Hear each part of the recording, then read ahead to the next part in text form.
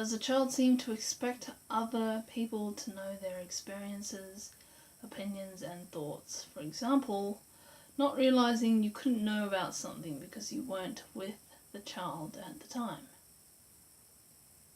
What? Oh, I kind of get that. I used to do that a lot when I was a kid.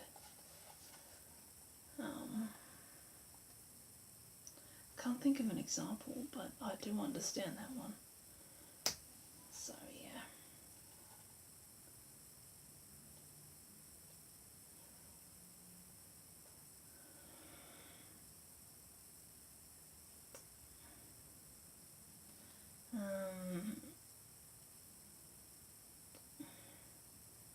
Is the child not interested in participating in competitive games, activities, and sports? How is that indicative of being autistic? I was never interested. Well, I was never interested in anything competitive. So, activities, games, or sports. But I don't see how that makes you autistic. Like, I don't understand that. There are a lot of people who aren't competitive and they're not autistic. Like, I don't. That's stupid. Yeah. Okay. Is the child indifferent to peer pressure, for example, doesn't follow the latest craze in clothes or toys? What's wrong with that? Like, that's a good thing. That is a good thing. It means that they actually think for themselves and they don't follow along with whatever stupid things their peers are into or their peers are interested in. I don't understand why you're someone who doesn't comply with or buckle under peer pressure. That means that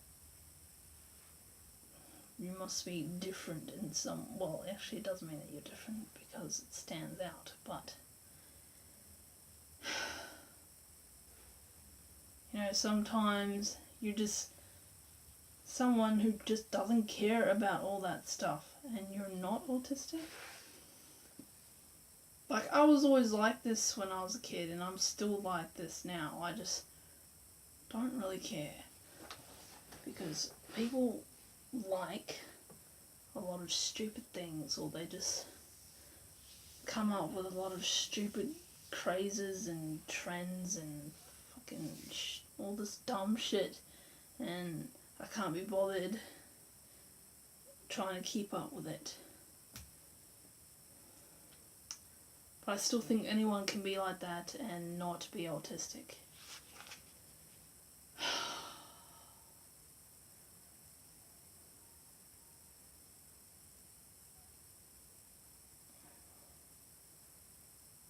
What?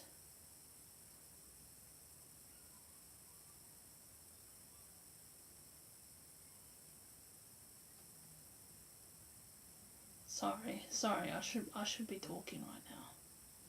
And then there's cognitive skills, specific interests, movement skills, and other characteristics. Yeah, some of these are really dumb. And then others make a lot of sense, and I can actually see the link to it, to whatever it is, and autism. But yeah, there's just so much stuff on tests for autism, or that behavioural scale, whatever the fuck it was, that I think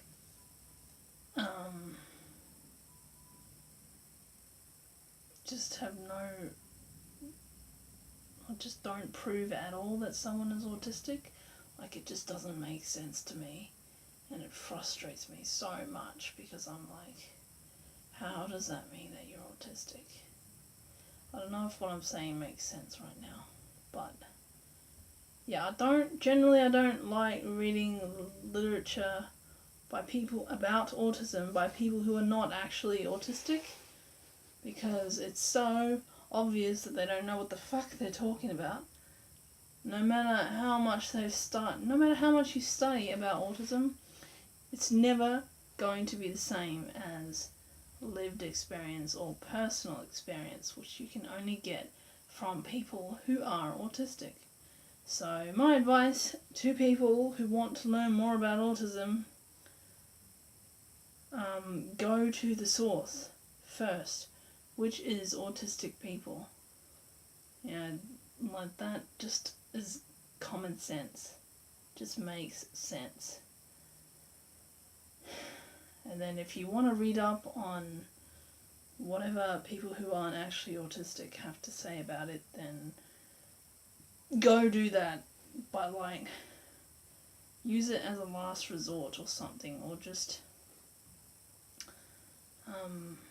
consult all of that information second to the information that you can actually find from autistic people. I'm sorry if I made no sense, or if I just came across as like really frustrated and I was getting way too into it, but some things just shit me, you know? So yeah. Bye.